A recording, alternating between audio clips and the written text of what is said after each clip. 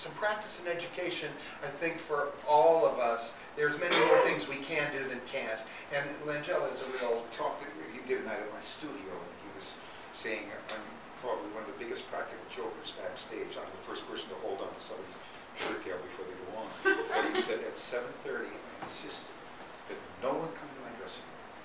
And the minute I'm called for places from there on in, everybody addresses me as Mr. President. And he said, I asked Ron Howard for the same thing, and they did it. Because he said, I could not step out of it. I did not want to be jarred out of it. So if the first day in my trailer, the knock came on the door, we are ready for you, Mr. President. And he said, I had to stay in it. Wow. Leave it.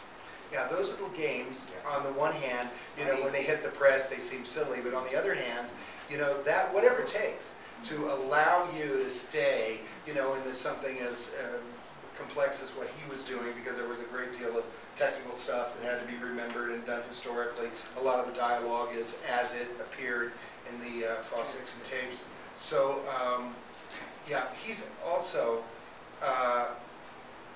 not the most likable guy on the whole planet, Mr. Langella, but a great American actor who was often not. He shared with us, you know, he was a very unattractive, ugly young boy in New Jersey with a very thick New Jersey accent. And he said, at 11 years old, I stood on the stage and I realized that's what I wanted to do. So he said, I'm from a very Italian family. And he said, I knew I had to look different, but I had to work on my speech. And he said, I kept getting every recording John Gielgud ever made and imitating John Gielgud. He said, when I was doing Edward Ellis's Seascape and playing the Lizard, a knock comes on my door. It's Ann Jackson and Eli Wallach, John Gielgud, and somebody else of the same size, all in my dressing room. And he said, it's a tiny little space, and all of a sudden Ann Jackson looks at me with John Gielgud sitting there, oh, Frank, do your imitation of John Gielgud. And he said, oh my God, and I had to do the imitation in front of John Gielgud. Yeah. And John Gielgud said, that's very good, lad, but I suggest you move on. But he was wonderful what he shared with us, because he shared 10 years that he said, I couldn't get arrested. Yeah, and that's, you know, when I mean, this isn't an easy game, and you all know that. It isn't an easy game to get started in, especially, to get rolling, to get some stuff. But the payoffs are great, and people like Frank Langella can have 10 years she's not working, you know? And that's why we've had evenings here about what else can you creatively do that is satisfying and perhaps money-making, that is that stopgap and that addition, and that you can keep doing when you're working big and you can fill in with when you're not working. So, you know, it is really a crucial thing, I think, for every artist to figure out what other applications are there of my creativity that will allow me to not go nuts, especially if you have a big swell in career, as Langella did, and then all of a sudden it dries up. You know, how do you, and he was in the thing that many of you have experienced, you know, he was in an era change. You know, the young swaggering guy that he was suddenly wasn't, but he wasn't yet the older actor, and that's part of, I think, what contributed to that. I was talking about his eyes, because I mean, his eyes are unforgettable on the stage. And he said, well, actually, I can't take credit. He said, I have dancing eyes. And that's what killed my film career, because he said it comes from something in the back of my brain. And he said, I had to, actors would look at me in the middle of scenes, they'd stop doing that. And he said, I couldn't.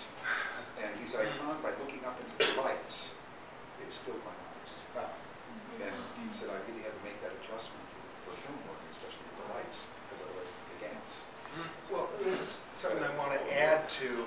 The other thing that you have the option to do as you look at these films is do a little bit of linkage, clicking down, and there's all kinds of interesting things that you can find out about these people whose performances you were admiring, and then understand they were dealing with a handicap or whatever it is that they were dealing with, how they adjusted for it, what they did, because some of you have this thing or that thing that you think is a problem, and there's always a way to work around any of these things that you think are uncastable or a technical problem, or that there's always a way to capitalize on them in some way. James Earl Jones with his stutter. Yeah. Record won't stutter. That man's voice. Yeah. James Earl Jones, the voiceover Yeah. of the world, you know, it has a speech impediment, and that's how he, you know, practiced in that voice finally was that. Another one I want to talk about is All About Eve, which, how many of you have seen it? Well, good. It's another one that if you haven't seen it, you're missing something. First of all, very entertaining little movie about the New York theater. Very entertaining by probably, arguably, one of the top 2 or 3 best screenwriters of all time, Joseph Mangler.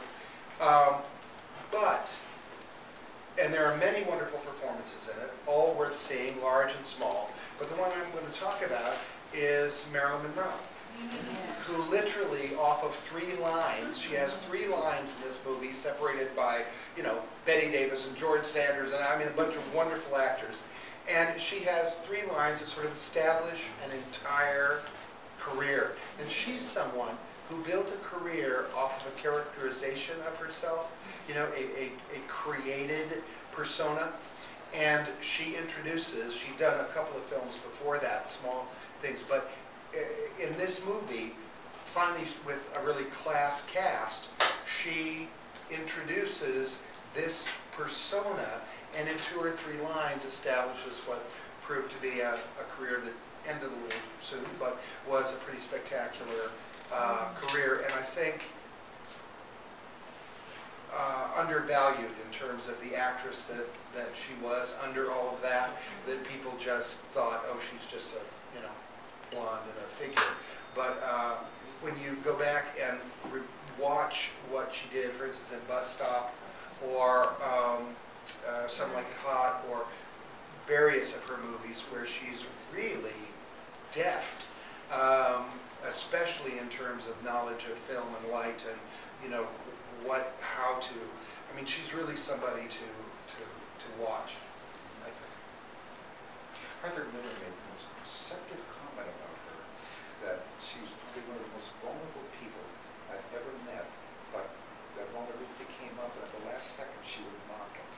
Yeah. And he said, boy, if you watch her, that's one of the most perceptive comments about her that I've ever read.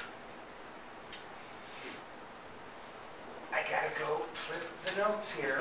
See, oh, it's another one.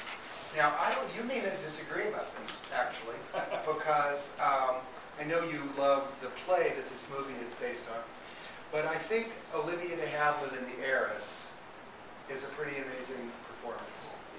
Now, the Heiress, you may or may not know, is based on a play called Washington Square, and Terry's worked significantly with a woman who revived this, Cherry Jones, who revived it in New York very successfully. And Olivia de Havilland's performance in this movie, one of the reasons that I call it to your attention, you get to see young Montgomery Clift too, which is pretty interesting. But Olivia de Havilland was one of those people who was sort of at the crescendo of her career. She'd gotten a little thick. She was no longer a babe. She was coming on 43 or 44, and it was that transition time, which especially in that era, but even today, affects women more than men. And she somehow made that work for her to the extent of an Academy Award, but also, take away the award, it's a stunning, in my opinion, and I'm not a big Olivia de Havilland fan overall, but it's a stunning, subtle performance, and it's also a really watchable movie, The Heiress.